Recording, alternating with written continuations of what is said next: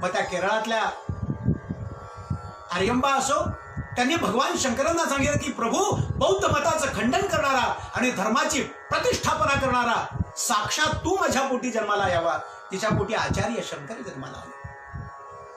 आणि आपल्या ज्ञानेश्वर माऊलींची पुण्यतिथी आपल्याला सगळ्यांना माहित आहे, पण ज्ञानेश्वर माऊलींची जयंती म्हणजे जन्मदिवस माहिती आहे मायबाप आपल्याला?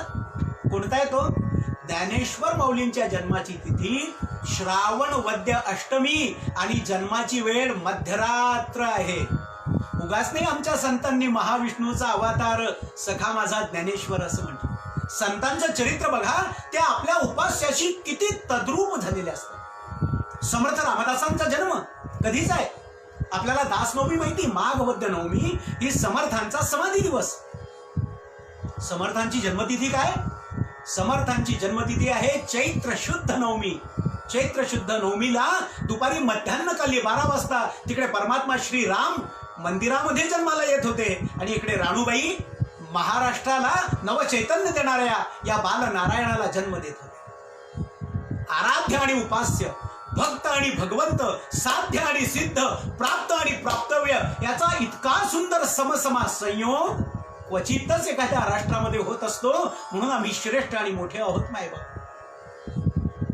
इच्छित संतती प्राप्ती.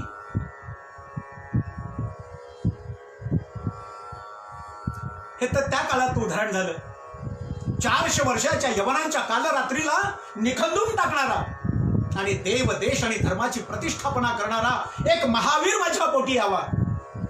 तो लाचार नसावा, यवनांची साखरी करणारा नसावा, त्याला स्वधर्माची जाण असावी, वर्तमानाचा अभ्यास असावा, भविष्याचा आढावा घेता येईल अशी दीर्घदृष्टी त्याच्याकडे असली पाहिजे. असा मुलगा माझ्या पोटी जन्माला येऊ दे. असं मागणं कोणी मागितलं? असं मागणं मागितलं राष्ट्रमाता जिजाईनं. तिने काय बघितलं होतं? हो, आईनं तिरी फुटतात देऊळे, पहिलं तिरी ब्रह्मवृंद सगळे, पिंडासाठी भांडत बसले, अंधाराचे दलाल म्हणती सोने आला भंगार. काय अवस्था होती हो? ज्यांनी समाजाला शास्त्र शिकवावं ते ब्राह्मण अकबराच्या मांडीला मांडी लावून दिनईलईचा जन्म घडवत होते. आणि ज्यांनी आपल्या शस्त्राच्या बळावरती समाजाचं संरक्षण करावं ते त्या काळातले राजपूत, क्षत्रिय आणि आमच्या महाराष्ट्रातले तत्कालीन मराठे आपल्या आया बहिणी यवनांच्या जनानखान्यामध्ये ढकलून मिळणाऱ्या जागीच्या तुकड्यावरती पोट भरून आणि कुत्र्यासारखी शेपूट हलवण्यामध्ये धन्यता मानत होते. फार कशाला हो? जिजाईचे वडील शहाजी राजांचे सासरे लखुजी राजे जाधव ज्या क्षणाला जिजाई गर्भार होती त्या क्षणाला शहाजी राजांना मारण्यासाठी त्यांच्या मागे लागले होते. आणि मग शहाजी राजे जाधवांनी जिजाईला शिवनेरीच्या किल्ल्यावरती ठेवलं आणि युगपुरुष छत्रपती शिवरायांचा जन्म झाला. हा इतिहास आपल्याला माहिती आहे ना? महाराष्ट्र भूषण असलेले शिवशाहीर बाबासाहेब पुरंदरे त्यांच्या जाणता राजा नावाच्या नाटकामध्ये विद्या वाचस्पती डॉक्टर शंकर अभ्यंकरांची फार सुंदर रचना आहे. ती जिजाबाई त्या अष्टभुजेच्या समोर मागणं मागते. मायबाप हो, मी आपल्याला प्रार्थना करेल तुमच्या तरुण मुलांना, तुमच्या तरुण सुनांना, तुमच्या मुलींना एकदा महाराष्ट्र भूषण शिवशाहीर बाबासाहेब पुरंदरे यांनी लिहिलेलं राजा शिवछत्रपती पण वाचाच. अरे काय शब्द आहेत या माणसाची, काय शब्द काय! शिवाजी राजाच्या जन्माच्या अगोदर नाथ बाबा, अनाथांचे नाथ, त्या जगन्मातेच्या रावणामध्ये उभे होते आणि त्या जगन्मातेला साकडं घालत होते, म्हणत होते कंस रावण तूच मारलेस भये, माताच का दार लावून बसली, दार उघड भये, दार उघड. आणि काय शब्द आहेत बाबासाहेब पुरंदरे यांचे. नाथांची प्रार्थना जगन्मातेनं ऐकली. भोसल्यांचा शहाजी आणि जाधवांची जिजाई यांचा विवाह झाला आणि भोसल्यांची सून म्हणून जिजाईनं शहाजीराजे भोसल्यांच्या संसारात पाऊल टाकलं. उंबरठ्यावरचं माप ओलांडलं आणि जिजाईच्या रूपानं महाराष्ट्राच्या भाग्यभवानीनं शहाजीराजांच्या संसारात प्रवेश केला. काय शब्द आहेत बघा. काय मागणं मागितलं जिजाईनं? राजमाता जिजाई म्हणली उन्मत्त ही सिंहासने चिरफाळण्या सामर्थ्य दे, निर्दालण्या या दैत्य धुंडी अंबिके वरदान दे, हे शारदे वरदान दे. मज अस्त्र दे, मज शस्त्र दे, मज ज्ञान दे, मज प्राण दे, निर्दालण्या या दैत्य झुंडी अंबिके वरदान दे, दे चंडिके वरदान दे, दे शारदे वरदान दे. तिच्या पोटी तुम्हा आम्हा हिंदूंचं गेल्या 1000 वर्षातलं पहिलं सिंहासन निर्माण करणारे छत्रपती शिवराय युगपुरुष शिवबा झाले. एका 5वीच्या वर्गामध्ये शिक्षकांनी पेपरमध्ये प्रश्न टाकला होता. खरं तर आता येत नाही, ही कल्पना असू शकेल. आणि त्याच्यात निबंधाचा विषय असा होता, शिवाजी राजे झाले नसते तर. त्या 5वीतल्या एका मुलाने एका वाक्यात त्या निबंध लिहिला. त्याने लिहिलं, शिवाजी राजे झाले नसते तर हा निबंध मी उर्दूमध्ये लिहिला असता. जिच्यामुळे हिंदूच्या देवळाचा कळस आणि जिच्यामुळे हिंदूच्या दारातली तुळस शिल्लक राहिली ती जी जाईल, तिचा सुपुत्र शिवबा. इच्छित संतती प्राप्तीबद्दल मी आपणाशी बोलतो. कलकत्त्यामध्ये आमच्या माता भुवनेश्वरीला असं वाटलं, साक्षात वीरेश्वर भगवान शंकरांनी माझ्या पोटी जन्माला यावं. नरेंद्र विश्वनाथ दत्त नावाचा धर्माचा एक नवा अवतार जन्माला आला. आणि ज्या काळामध्ये सगळं जग ख्रिश्चनांच्या धर्माच्या मागे, त्यांनी केलेल्या वैज्ञानिक प्रगतीच्या बळावरती आणि जगावरती असलेल्या त्यांच्या राजसत्तेच्या बळावरती त्यांच्या मागे लागलं होतं, त्या काळामध्ये हिंदुत्वाचा आणि वेदांताचा डिंडिम स्वामी विवेकानंदांनी शिकागोच्या सर्व धर्म परिषदेमध्ये वाजवला आणि जग विवेकानंदांच्या मागे लागलं. 3.5 मिनिटाच्या भाषणानंतर स्वामी विवेकानंद 3.5 वर्ष अमेरिकेमध्ये होते. आणि तिथल्या चर्चेसने इथे पत्र लिहिलेलं आहे तेव्हा की हा मनुष्य जर असाच इथे अमेरिकेमध्ये राहून वेदांताचा प्रचार करू लागला तर अमेरिकेच्या चर्चेसमधनं पाद्री आणि नन्स बाहेर पडण्याच्या ऐवजी वेदांताचा आणि हिंदुत्वाचा प्रचार करणारे हिंदू मॉन्क बाहेर पडतील, इतका हा माणूस प्रभावी आहे. मी आपल्याशी इच्छित संततीबद्दल बोलतोय. माहिती इच्छामरण हा तर आमचा आवडीचा विषय. ज्या स्वातंत्र्यवीर सावरकरांचं पुण्यस्मरण पर्व आपण केलं 26 फेब्रुवारीला, ते सावरकर म्हणले, अनादि मी अनंत मी अवध्य मी भला, मारील माझा कवण असा रिपू जन्मला. आम्ही मृत्यूला कधीच भ्यायलो नाही. मृत्युर्विभीष किंबालम नसभीतम सभिमुंचदी आद्यवाद्य शतांतेवा मृत्युर्वै प्राणिनाम ध्रुवा, हा आमचा शास्त्र संकेत आहे. आता अथवा शतवर्षांनी जायाची हे काया. कशासाठी भ्यायचंय मृत्यूला? तुम्हाला सांगू का, अहो आमच्या विद्वानांनी मांडलेला हा सिद्धांत इतका प्रबळ आणि एवढा प्रभावी होता की सिनेमात गाणे लिहिणाऱ्या गीतकारांना सुद्धा गीत लिहावं लागलं. मौत आनी है आएगी एक दिन, जान जानी है जाएगी एक दिन, ऐसी बातों से क्या घबराना, जिंदगी एक सफर है सुहाना. हिंदी चित्रपटातलं गाणं ऐकून लागली नाक मुरडण्याची गरज नाहीये मित्रांनो.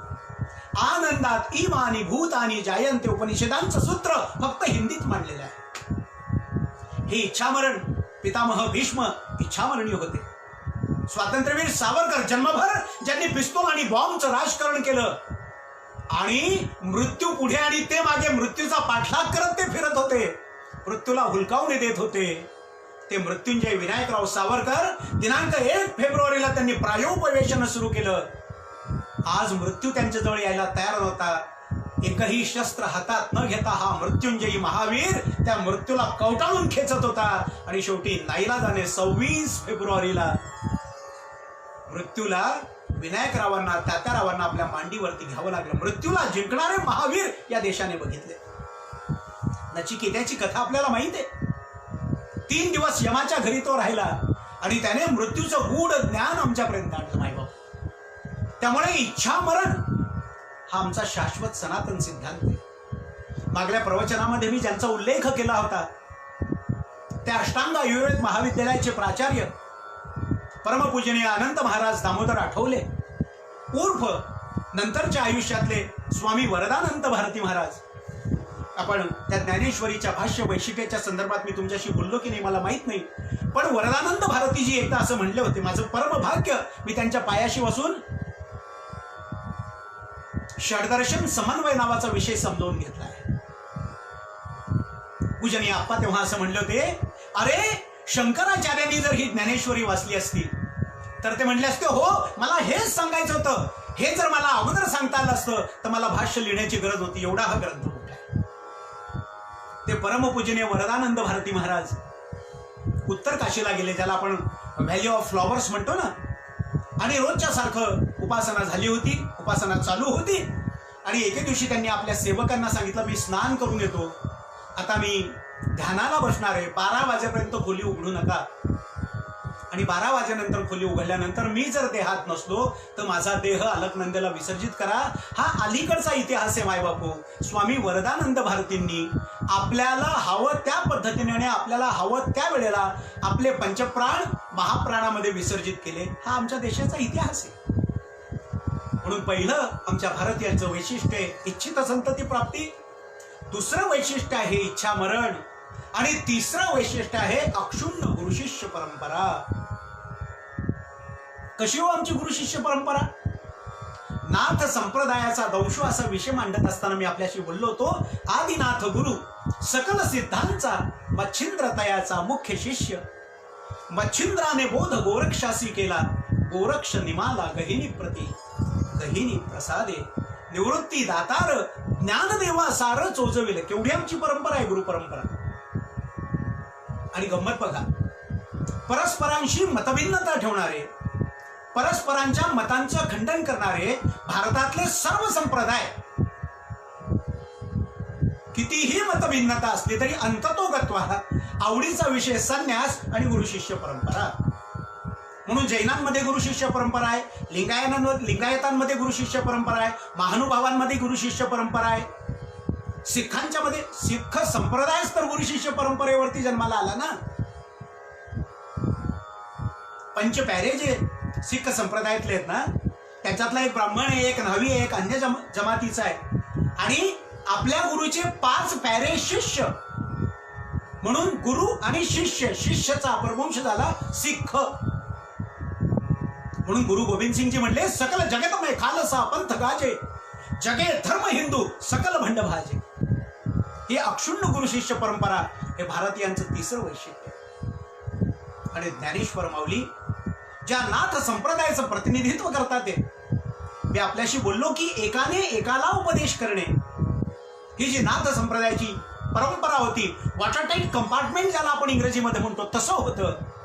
ज्ञानोबा माऊलींनी कदाचित निवृत्तीनाथांच्या कमरेला लढीवाळ मिठी मारली असेल, सांगितलं असेल, महाराज गुरुदेव दादा द्या ना माझ्या महाराष्ट्र सारस्वतासाठी एवढं मोकळं करा ना. आणि मग इति गुह्यतमम शास्त्रम, जे गुप्त ज्ञान होतं, गुह्यतम शास्त्र होतं, ते ज्ञानेश्वर माऊलीने 18 पगड जातीसाठी मोकळं केलं. म्हणून मी आपल्याशी बोलताना बोललो की वेद कंजूष होता, त्रैवर्णिकांच्या कानी लागला. वेदाचं ते उणेपण भरून काढण्यासाठी परमात्मा गोपाल कृष्णांनी प्रत्यक्ष अर्जुनाशी संवाद केला. आणि वेदांपेक्षाही श्रेष्ठ सर्वोपनिषदो गावो दोग्धा गोपाल नंदना पार्थो वत्सहा सुधीर भोक्ता. हे जे गीतामृत आहे हे आमच्यापर्यंत आणलं. आणि ते गीतामृत महाराष्ट्र स्वरूप अर्जुनाला डोळ्यासमोर ठेवून ज्ञानेश्वर माऊलींनी भावार्थ दीपिकेच्या माध्यमातून तुमच्या आमच्या समोर मांडायला सुरुवात केली. एकूण 18 अध्याय आहेत भावार्थ दीपिकेचे मायबापो, 9000 ओव्या आहेत. मी आपल्याशी बोललो जवळपास प्रत्येक अध्यायामध्ये आणि निदान 13 ते 14 अध्यायांच्या मध्ये ज्ञानेश्वर माऊलींनी, श्री ज्ञानदेवांनी आपल्या सद्गुरू निवृत्तीनाथांची प्रचूर मात्रेमध्ये स्तुती केलेली आहे. त्यांचं स्तोत्र गायलेलं आहे. किती सुंदर शब्द आहेत हो. आज ज्या सूत्राच्या माध्यमातून मी आपल्याशी थोडं चिंतन करण्याचा प्रयत्न करतो आहे ते सूत्र आहे ज्ञानेश्वर माऊली तुम्हा सर्वांना समजावून सांगतात. म्हणतात, म्हणोनी जाणतेनी गुरु भजी, तेने कृतकार्य होईजे, जैसे का मूल सिंचने सहजे, शाखा पल्लव संतोष. आता आपण माझं प्रवचन ऐकता आहात. मी असं गृहीत धरतो की तुम्ही 50+ असाल, 50, 55, 60, 70 या वयातली माणसं साधारण ज्ञानेश्वरी ऐकतात. आणि आपल्याकडच्या तथाकथित बुद्धिमंतांचंही असंच मत आहे की ज्ञानेश्वरी ही काही तारुण्यात वाटण्याची गोष्ट आहे का? अरे बाबांनो, मुळात ज्ञानेश्वरीचा वक्ता किती तरुण आहे हे तर बघा तुम्ही. एकूण 22 वर्षाचं तेजस्वी आयुष्य आहे. त्याच्यातनं 16व्या 18व्या वर्षी ज्ञानोबा माऊली आपल्याला हे जिवंत तत्वज्ञान सांगतात. ज्ञानेश्वरी हा वृद्धांचा नाही, ज्ञानेश्वरी हा तरुणाचा ग्रंथ आहे, तारुण्याचा ग्रंथ आहे, तारुण्य साकार करणारा ग्रंथ आहे. मी तर म्हणेल ज्याने तारुण्यात ज्ञानेश्वरी वाचली नाही त्याचं तारुण्य वाया गेलं. किसी शायर ने कहा है, किश्ती को डुबा दे उसे तूफान कहते हैं. गौर से सुनो, किश्ती को डुबा दे उसे तूफान कहते हैं और तूफान को भी हटा दे उसे नौजवान कहते हैं. आपले महामहिम राष्ट्रपती एपीजे कलाम यांचं एक स्वप्न होतं की 2020 साली आमचा देश जगातली महासत्ता व्हावी. आणि खरं सांगू का मायबापू, आता बरोबर तो संधिकाल सुरू झालाय. हा जो कोरोना आलाय ना, हा कोरोना जगाच्या पटलावरती, विश्वव्यापक पटलावरती भारताचं कर्तृत्व सिद्ध करण्यासाठीच आलेला आहे. कारण महापुरुषांच्या चरित्रामध्ये येणारी संकट ही त्यांच्या चरित्रात येणारी इष्टापत्ती असते, आपत्ती नसते. एपीजे कलाम, महामहिम एपीजे कलाम असं म्हणले होते, by the 2020 India will be the super power in the universe. का म्हटले होते असं? त्याचं कारण असं आहे की जगातले जवळपास 65% तरुण हे आमच्या भारतामध्ये असणार आहेत. म्हणजे एकूण भारताच्या लोकसंख्येपैकी 65% लोकसंख्या ही वयवर्ष 18 ते वयवर्ष 30 या दरम्यानची असणार. आणि म्हणून आपण सारे तरुण आहात. तुमच्या घरची जी तरुण मुलं आहेत, चुना आहेत, लेकी बाळा आहेत, त्यांना सांगा की बाळांनो, एकदा ज्ञानेश्वरी वाचून बघ. अरे एका तरुणाने दुसऱ्या एका युद्ध सम्मुख तरुणाला दिलेलं हे महासिद्धांताचं बाळकडू आहे. ज्ञानेश्वरीचा वक्ता तरुण, ज्ञानेश्वरीचा श्रोता तरुण. परमात्मा गोपालकृष्ण कसे आहेत? नित्य तेजस्वी, मधुराधिपते, अखिरम मधुरम, अधरम मधुरम, वदनम मधुरम. काय नाही त्याचं गोड, अलौकिक आहे. त्यामुळे तारुण्यात ज्ञानेश्वरी वाचावी. ज्ञानेश्वरी हा तारुण्यातला ग्रंथ आहे. किंबहुना तारुण्याला खरा आकार देण्याची ताकद ज्ञानेश्वरीमध्ये आहे. सद्गुरु तरुण, वक्ता तरुण, लिहिणारे सच्चिदानंद पंत कुलकर्णी एका मृत्यूला मारून परत नवीन जीवन जगण्यासाठी उभे राहिलेले एक तेजस्वी तरुण आहेत. शरीराचं वय असेल 80-90 वर्ष. सांगदेवांच्या सारखे 1400 वर्ष निर्मळ अंतःकरण ठेवणारे तेजस्वी वृत्तीचे युयुत्सु तरुण समोर बसलेले आहेत आणि ज्ञानेश्वर माऊली विषय प्रतिपादन करत आहेत. पहिल्याच अध्यायामध्ये ज्ञानेश्वर माऊलींनी आपल्या सद्गुरूंना वर्णन केलेले आहे. मज हृदयी सद्गुरु जेडे तारिलो हा संसार पुरू, म्हणून विशेषे अत्यादरू विवेकावरी. एक लक्षात घ्या, अध्यात्म हे भोळ्या भाबड्या लोकांचं काम नाही. अर्थात भोळ्या भाबड्या लोकांनी अध्यात्मात येऊ नये असं नाहीये. अध्यात्मात आल्याने भोळेपणा येतो हा भाग खरा आहे. पण मग जे आध्यात्मिक आहेत ते वेडे आहेत, मूर्ख आहेत असं नाहीये. परमपूजनीय डोंगरे महाराजांना एकाने विचारलं कि बाबाजी, साधु होने के लिए क्या साधना करनी पड़ती है? गौर से सुनो, प्रश्न ऐसा होता, बाबाजी साधु होने के लिए क्या साधना करनी पड़ेगी? डोंगरे जी महाराज म्हणले, कुछ नहीं करना पड़ता, साधु होने से पहले सीधा हो जाओ, जो सीधा है वो साधु है. हे जी रुजुता आहे, हे जे रुजूपण आहे, हे जे सरलता आहे, हा ज्ञानेश्वर माऊलींचा स्वभाव आहे. म्हणून विशेषे अत्यादरू विवेकावरी. ज्याचा विवेक जागृत आहे ना त्याचंच हे काम आहे बरं. म्हणून अध्यात्म हे शूराचं काम आहे, येऱ्या गबाळ्याचे काम नव्हे. आणि अशा सद्गुरूंना नमन केल्यानंतर श्री ज्ञानेश्वर माऊली मग आपल्या सद्गुरूंच्याकडे मागणं मागतात आणि तुम्हा सर्वांना विश्वासदर्शक असा एक छान विषय आमच्या समोर मांडतात. आपण पहिल्या 3 प्रवचनात बघितलं की ज्ञानेश्वर माऊलींचा आत्मविश्वास काय जबरदस्त आहे. मला एका तरुणाचा फोन आला, म्हणला, महाराज काय कॉन्फिडन्स लेवल असेल हो ज्ञानेश्वर माऊलींची. कॉन्फिडन्स लेवल म्हटलं की आम्हाला कळतं, पण आत्मविश्वास म्हटलं की आमचा आत्मविश्वास डळमळू लागतो. ते ज्ञानेश्वर माऊली आपल्या सद्गुरू निवृत्तीनाथांच्याकडे मागणं मागतात. आणि पहिल्या 3 प्रवचनात आपण बघितलं काय काय ज्ञानेश्वर माऊलींच्या प्रतिज्ञा आहेत. माझा मराठाची बोलू कवतिके, परी अमृता देही पैजा जिंके, ऐसे अक्षरे रसिके मेळवीन. ये मराठीची आहे नगरी, ब्रह्मविद्येचा सुकाळू करी. काय बोलतात ते माऊली? ब्रह्मविद्येचा सुकाळ साधी गोष्ट आहे का? त्यामुळे ज्ञानेश्वरी हा अलौकिक ग्रंथ आहे. ग्रंथ चातुष्टय ज्याला म्हणतात. वक्ता, अधिकार, प्रतिपाद्य विषय, अनुसंधान अलौकिक आहे, अलौकिक. आणि सद्गुरू निवृत्तीनाथांच्याकडे ज्ञानेश्वर महाराज प्रार्थना करतात की महाराज तुमच्या कृपेचे पोचणे, मी तुमच्या कृपेने बोलतोय हो. ज्ञानेश्वरीमध्ये एके ठिकाणी ज्ञानोबा माऊलींनी फार सुंदर उभी टाकली. त्यामुळे तुम्हाला खरं सांगू का, ही काही बंगाली जादू नाहीये बरं का. लोकांना असं वाटतं की खरंच ज्ञानेश्वरी 16व्या वर्षी ज्ञानेश्वर माऊलींनी सांगितली असेल का हो. आणि मी आपल्याशी बोललो की अनेक लोकांनी अनेक तर्क मांडले की अमुक ज्ञानदेव वेगळे, ढमुक ज्ञानदेव. बरं आमचे विद्वान काय आहे, ज्ञानदेवांचा जन्म आळंदीत झाला की ज्ञानदेवांचा जन्म आपेगाव मध्ये झाला. अरे करायचं काय आहे बाबांनो, ज्ञानदेवांचा जन्म झाला हे मान्य केलं तरी पुष्कळ झालं.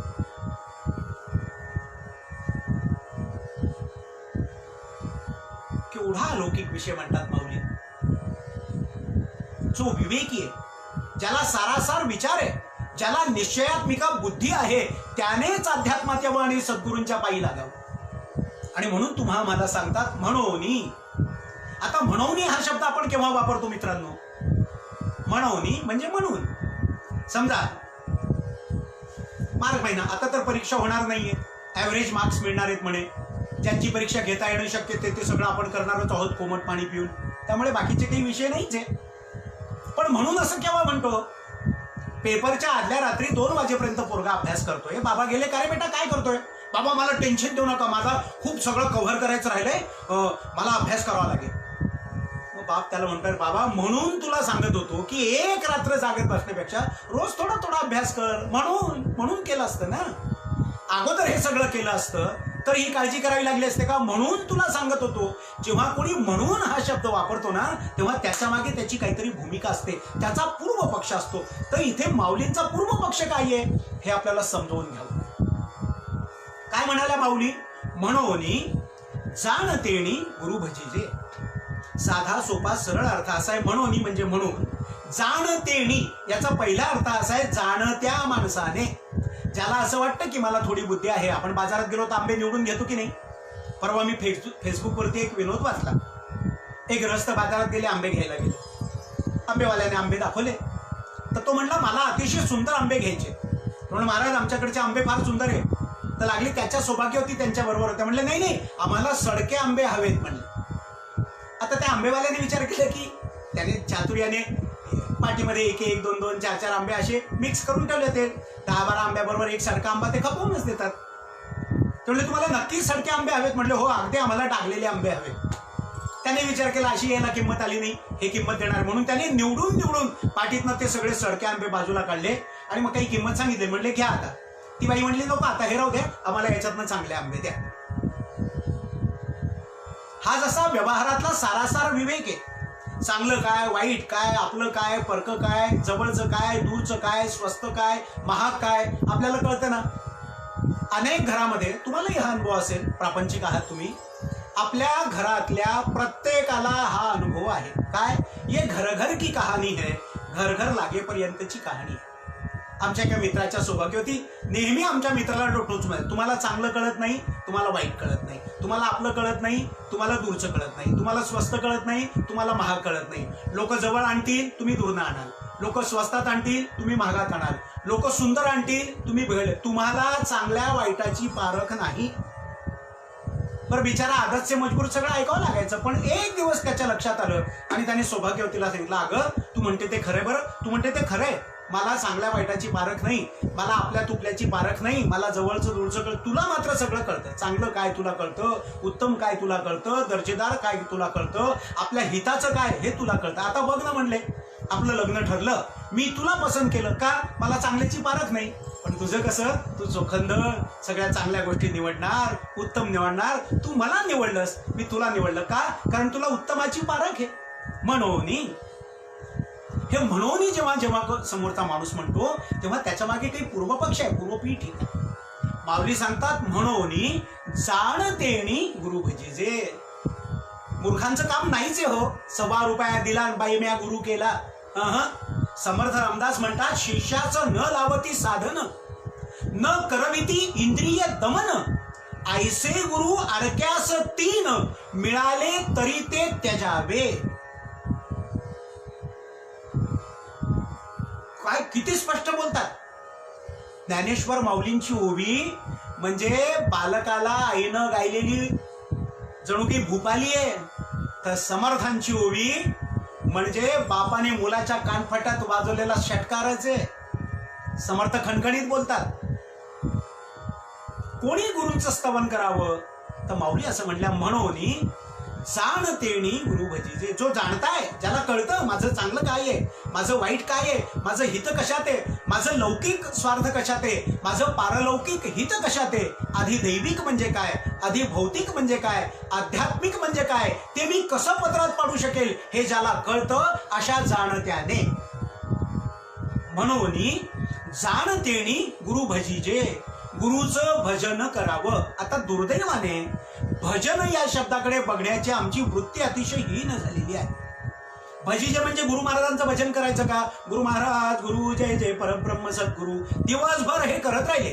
तिकडे गुरुजींच्या औषधाची वेळ झाली, त्यांना पाणी देण्याची वेळ झाली, झोपण्याची वेळ झाली, मच्छरदाणी बांधली पाहिजे, ते काही नाही. गुरु महाराज गुरु, हे गुरु भजन आहे का? हो नाही माहिती.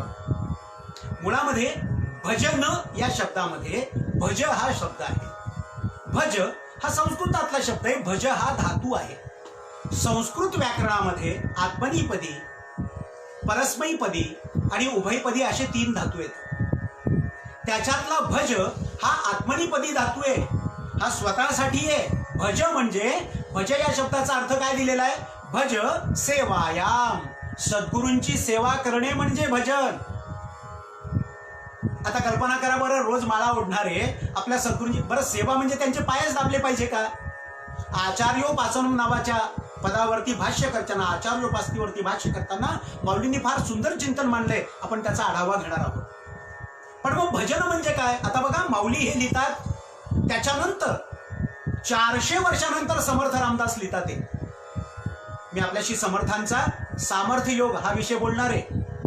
पण समर्थ ब्राह्मणवादी होते, त्यांनी ब्राह्मणांचं कौतुक केलं, अमुक केलं वगैरे वगैरे वगैरे असले हिणकस आरोप जे लोक समर्थांवरती करतात, त्यांच्यासाठी मी आवर्जून सांगू इच्छितो, भजन या शब्दाची व्याख्या केवढी पुरोगामी केली आहे. अरे आजच्या पुरोगाम्यांना चक्कर यावा एवढी पुरोगामी व्याख्या तुमचे सोकॉल ब्राह्मणचं कौतुक करणारे समर्थ करतात.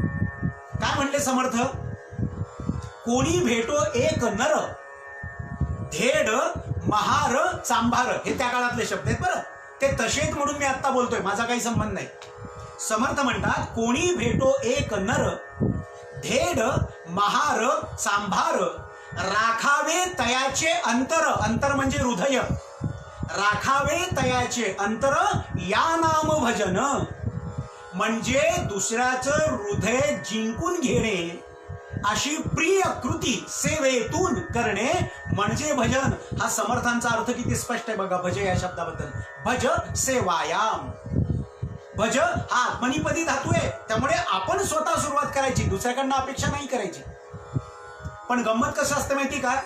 दुसऱ्याच्यासाठी आपण उत्तम न्यायाधीश असतो आणि स्वतःच्या चुकीसाठी आपण उत्तम वकील असतो.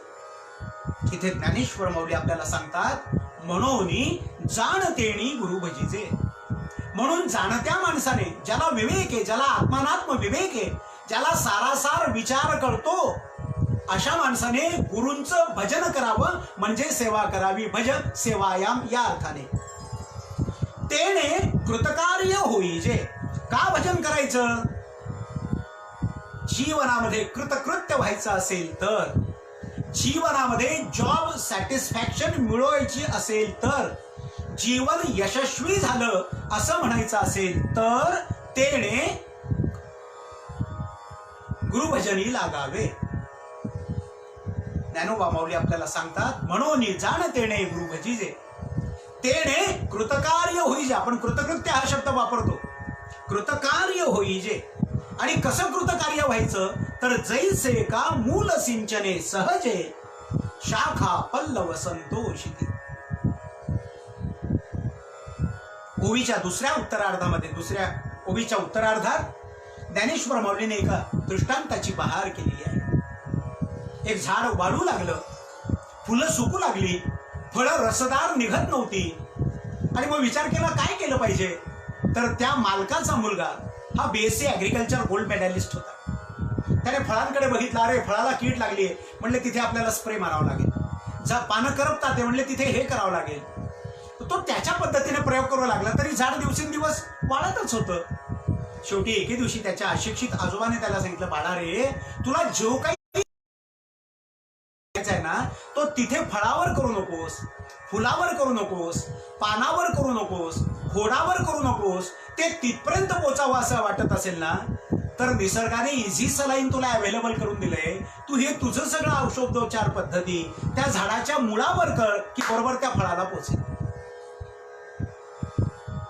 आता याच्यातनं ज्ञानेश्वर माऊलींना तुम्हा मला काय सांगायचंय. जैसे का मूल सिंचने सहजे शाखा पल्लव संतोष. ज्याप्रमाणे वृक्षाच्या मुळाशी टाकलेल्या पाण्यामुळे संपूर्ण वृक्ष बहरतो, डेरेदार होतो, सुजलाम सुफलाम होतो, त्याप्रमाणे हा समाज वृक्ष सुफलित व्हावा असं वाटत असेल. आपला अध्यात्म वृक्ष श्रीमद भगवद्गीतेच्या 15व्या अध्यायामध्ये अश्वत्थ मूलम असं जे वर्णन केले ना, तर हा जो अश्वत्थ आहे आपल्या जीवनाचा तो कसा आहे. ऊर्ध्व मूल मध्ये शाखम अश्वत्थम प्राहुरव्ययम. याच्या मुळाला पाणी घालावं लागेल. ते साधनेचं पाणी आहे, ते गुरुभक्तीचं पाणी आहे, ते विवेकाचं पाणी आहे, ते सेवेचं पाणी आहे. असं सेवेचं पाणी दिल्यानंतर तो समाज वृक्ष चहू अंगाने बहरेल. तुमच्या जीवनाचा अध्यात्म वृक्ष चहू अंगाने बहरेल. प्रत्येक वृक्षाला पंचांग असतं बरं का. पंचांग म्हटलं म्हणजे लागली तुम्हाला ते बाबनाचं पंचांग आठवेल. पंच म्हणजे 5 आणि अंग म्हणजे भाग. वृक्षाचे पंचांग म्हणजे काय. मूल, त्याचं खोड, पान, फळ आणि फुलं ही वृक्षाची पंचांग आहेत. जसे शरीराचे पंचप्राण आहेत तसे निसर्गाची पंचांग आहेत. हे पंचांग बहरीत व्हावं असं वाटत असेल तर त्याच्या मुळाला सिंचन करावं लागतं. दुर्दैवाने आमच्याकडे आज असं सूर्य आग रामेश्वरी आणि बंब सोमेश्वरी असं होता कामा नये मायबाप. समाजाची जी आगतिक अवस्था बघितली, एवढं श्रेष्ठ सिद्धांत बोलणारा जो समाज आहे तो आज एवढा आगतिक आणि हलाखीचं जीवन का जगतोय असा प्रश्न ही कदाचित युयुत्सु वृत्तीच्या तरुण ज्ञानेश्वरांना पडला असेल. आणि म्हणून समाजाच्या दुःखाचं मूळ शोधण्यासाठी अध्यात्माच्या अंगाने आणि गुरुभक्तीच्या अंगाने आपण या ओवीचा विचार निश्चितच करणार आहोत. पण एकांगी भक्ती ज्ञानेश्वर माऊलींना सुद्धा मान्य नाही. आपण जर भावार्थ दीपिकेचं नीट आलोडन केलं तर आपल्याला लक्षात येईल की ज्ञानेश्वर महाराज भक्तीला पंचम पुरुषार्थ असं म्हणतात. 4 पुरुषार्थ ना आमच्या शास्त्राने, धर्म अर्थ काम आणि मोक्ष. ज्ञानेश्वर माऊलींचं प्रतिपादन आहे की धर्म अर्थ काम आणि मोक्ष याच्या मुळाशी जर भक्तीचं संजीवन नसेल तर हे 4ही पुरुषार्थ व्यर्थ आहेत. म्हणून माऊलींनी भक्तीला पंचम पुरुषार्थ म्हटलेलं आहे. त्या भक्तीला विवेकाचे डोळे मिळावे, ती सक्रिय भक्ती व्हावी. म्हणून ज्ञानेश्वर माऊली तुम्हा आम्हा भक्तांकडनं विशेष अपेक्षा ठेवतात आणि आपल्याला सावधानतेचा सूचक इशारा करतात. म्हणतात मनोनी जाणतेणी गुरु भजिजे. आता जाणता म्हणजे विवेकी, जाणता म्हणजे सारासार विचार करणारा हा एक अर्थ बघितला.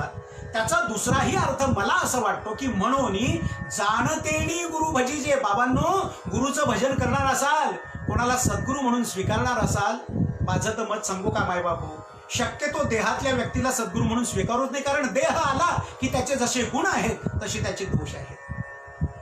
महापुरुषांच्या समाधीवर जाऊन आम्ही वारकरी संप्रदायातली माणसं माऊलींच्या समाधीवरती माळ ठेवतो, ती माळ आपल्या गळ्यात घालतो आणि आपण माऊलीचे वारकरी झालो या श्रद्धेने आजीवन वारकरी व्रत पाळतो. दुसरी सूचना माऊली देतात म्हणून जाणतेणी गुरु भजिजे. बाबांनो, असं आहे की एकदा गुरु गेला ना की मग तुम्हाला गुरु बदलता येणार नाहीये. म्हणून विचारपूर्वक, जाणीवपूर्वक ओळखून पाणी पिना छान के और गुरुजी करना जान के. गुरु समजून घ्या. उगाच मोठी गाडी आहे, फार गोरे पान आहे, विविध रंगाचे नवे नवे कपडे घालतात आहे ना, आणि मोठे मोठे कार्यक्रम होतात. ही सगळी बाह्य लक्षण आहे. ऊपर से तो खूप बनी अंदर की जाने राम. म्हणून जाणतेणी गुरु भजिजे. म्हणून जर तुम्ही गुरूंच्या प्रांतात येणार असाल तर विचारपूर्वक, जाणीवपूर्वक, अभ्यासपूर्वक आणि हे सगळं झाल्यानंतर मग दृढ श्रद्धेने आणि निश्चयाने त्या सद्गुरूंच्या पायावरती डोकं ठेवा.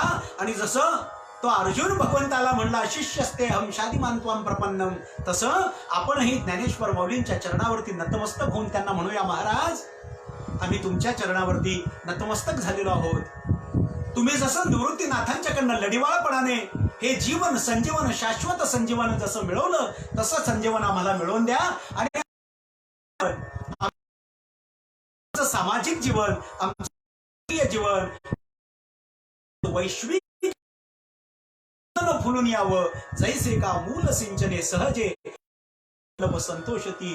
माझ्या मराठी संतांनी, माझ्या आध्यात्मिक भारतीय संतांनी केवळ भारतीयांचा केवळ नाही केला बरं. सर्वे सुखिनः सन्तु, सर्वे सन्तु निरामयाः, सर्वे भद्राणि पश्यन्तु मा कश्चित् दुःखमाप्नुयात्. ज्ञानोबा माऊली म्हणल्या, जो जे वांछील तो ते लाहो. संपूर्ण जगावरती सकल मंगलाचा वर्षाव करणाऱ्या ज्ञानेश्वर माऊलींच्या चरणावरती नतमस्तक होऊन आपणही त्यांना प्रार्थना करूया की महाराज या गुरूंची उपासना कशी करावी, या गुरूंचे पद कसे सेवावे, सद्गुरू कसे असतात, आपल्या मनामध्ये सद्गुरूंच्या बद्दल काय भाव आहे, कृपया आपण आम्हाला हे सर्व समजावून सांगावं. आणि अशा प्रकारे आपण ज्ञानेश्वर माऊलींच्या चरणावरती नतमस्तक झालो तर माऊली कृपावंत होऊन आपल्याला निश्चितच समजावून सांगतील.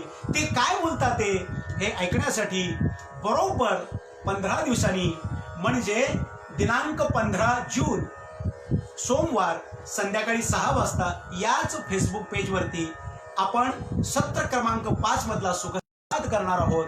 तोपर्यंत आपणही थोडं चिंतन करा. मीही आपणा सर्वांना भावेल, रुचेल, पचेल आणि आवडेल आणि संतांना सद्गुरु स्तवन करण्याचा प्रयत्न उत्तरार्धाच्या प्रवचनामध्ये करणार आहोत. तुर्तास सूत्र डोळ्यासमोर ठेवा. म्हणून जाण तेणी गुरु भजीजे, तेणे कृतकार्य होईजे. जैसे का मूल सिंचने सहजे, शाखा पल्लव संतोषिती. आता लॉकडाऊन उघडणार आहे आणि आता नवीन काम सुरू होणार आहे. तुम्हा सर्वांच्या, सर्व साधकांच्या व्यक्तिगत सामाजिक जीवनाचा हा वृक्ष सर्वार्थाने सुफलित व्हावा अशी ज्ञानोबा माऊलींच्या चरणी प्रार्थना करून आपणा सर्वांच्या हृदयातल्या नारायणाला प्रणाम करून या प्रवचनाला स्वल्प विराम देतो. कारण आपल्याला परत पुढल्या 15 तारखेला सोमवारी संध्याकाळी 6 वाजता इथेच भेटायचं आहे. ज्ञानेश्वर माऊलींच्या शब्दात, म्हणून न्यूनते सरते अधिकते पुरते, करोनी घ्यावे हे तुमते विनवीत असो. मित्रहो, आपल्या सूचना, आपला अभिप्राय, आपल्या अपेक्षा आपण कमेंट मधनं जरूर कळवा. आम्ही त्याची वाट बघतो आहोत. आणि हो, काही मित्रांनी मला फोन करून विचारलं की महाराज आम्ही आपल्याला अजून कुठे भेटू शकतो. तर आपण YouTube वरती योगेश्वर उपासनी महाराज नावानं सर्च केलात तर माझी शिवचरित्रावरची प्रवचनं, माझी क्रांतिकारकांवरची कीर्तनं, अन्यान्य विषयांवरची माझी प्रवचनं आपल्याला मिळू शकतील. फेसबुक पेजवरती सुद्धा मी अक्षर योगी नावानं काही लिहित असतो. त्याचाही आपण जरूर आस्वाद घ्या. मला आपल्या मार्गदर्शनाची, आपल्या सूचनांची, आपल्या अपेक्षांची आणि आपल्या आशीर्वादाची गरज आहे. मी तुमच्या सर्व या सूचनांची सकारात्मक प्रतिसादाची वाट बघतो आहे. बरोबर 15 दिवसांनी दिनांक 15 जूनला सोमवारी संध्याकाळी 6 वाजता संत नरहरीनाथ महाराज संस्थान, देऊळगाव राजा, जिल्हा बुलढाणा या फेसबुक पेजवरती सुखसंवाद क्रमांक 5 करण्यासाठी मी आपणाजवळ येणार आहे. भरोन सद्भावाची अंजुली मिया ओविया फुले मोकळी अर्पिली अंगरी युगली विश्वरूपाच्या. कुंडलिक वरदा हरी विठ्ठल श्री ज्ञानदेव तुकाराम पंढरीनाथ भगवान की जय. माऊली ज्ञानेश्वर महाराज की जय. जगद्गुरु तुकाराम महाराज की जय. राष्ट्रगुरु समर्थ रामदास स्वामी महाराज की जय. सब संतन की जय. भारत माता की जय. वंदे मातरम. हरि ओम. धन्यवाद.